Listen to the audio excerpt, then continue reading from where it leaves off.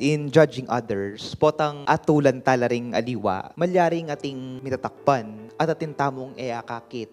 We are being blinded king katutuan na ikatamo din pala magkamalita mo. Pota kakalingwan tamo, ikatamo mo naman, atin tamo mo naman kakapusan, atin tamo mo namang kakulangan, at atin tamo ring dinat, king kekatang mata, eta akakit. Jesus used the image of an eye. It pertains to the eye, mata. Isip-isipan ko, mekad, iting tuturo na kay katamo, tungkol ya pinata ka rin kay katamong mata.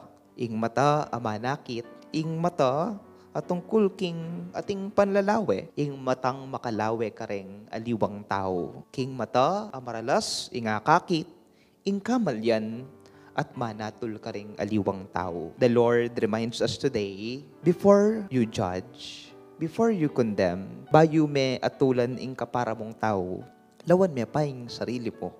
Pota, eya puling ing atyoke ka. Pota mas maragulya palang troso ing atyoking mata mo. Inyapin ni ka mismo, mo ni akakiting kayapan daring aliwang tao, paninamoing kamalyan dat kakulangan, uling ika mismo, bulag ka.